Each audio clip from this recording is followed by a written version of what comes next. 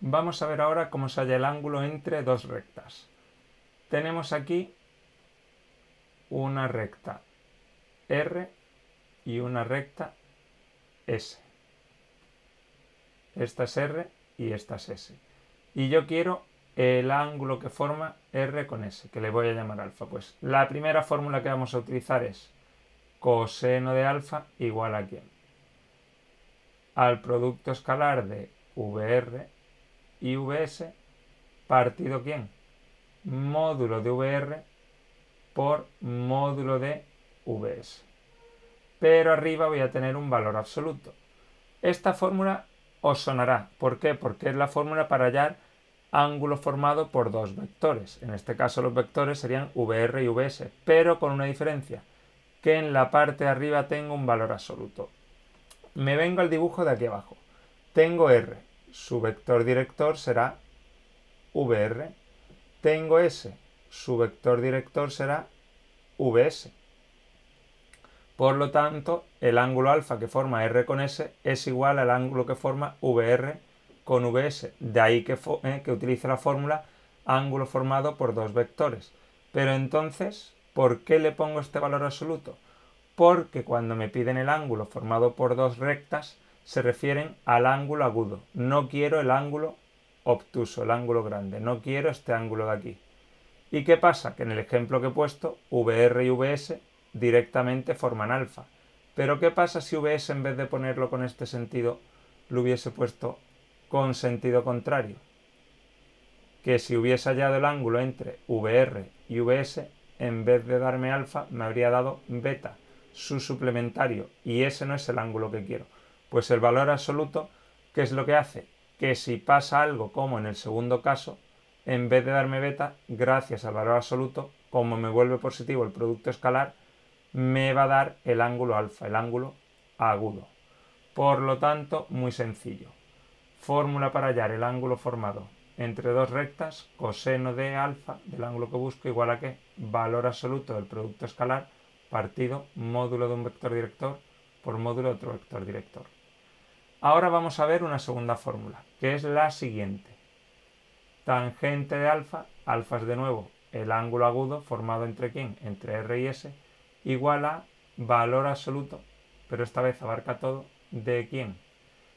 De pendiente 2 menos pendiente 1 partido 1 más M1 por M2. Vamos a ver qué es M1, qué es M2 y de dónde sale esta fórmula. Voy a poner unos ejes de coordenadas, eje Y, eje X, y ahora voy a dibujar dos rectas. Una recta R, que voy a poner en amarillo, y otra recta S, que voy a poner en azul. Esta de aquí es la recta S. Bueno, ahora ¿qué voy a hacer? Voy a poner unos ejes. Aquí voy a poner una paralela al eje horizontal. S, una paralela al eje X. ¿Y qué pasa? Que le voy a llamar al ángulo que forma, al ángulo más grande, R con la horizontal, le voy a llamar ángulo R, pero con R mayúscula.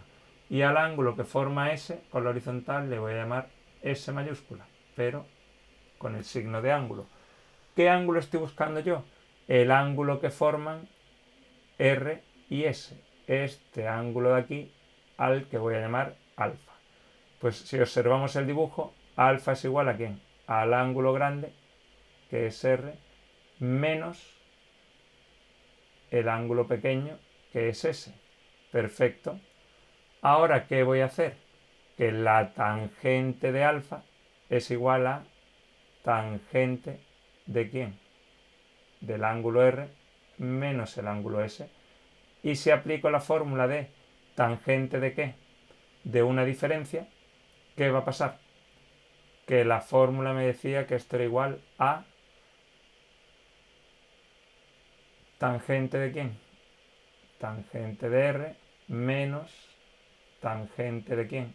De S partido 1 más tangente de 1 por tangente del otro.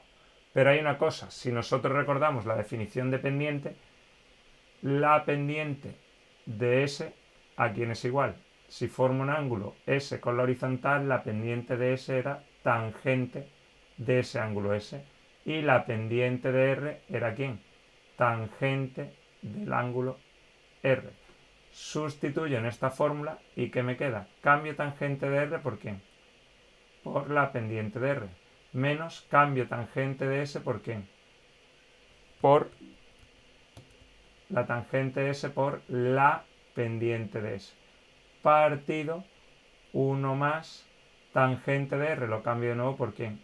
Por la pendiente de R, por tangente de S, que lo cambio por la pendiente de S. Y esta fórmula, bueno, esto sería tangente de alfa.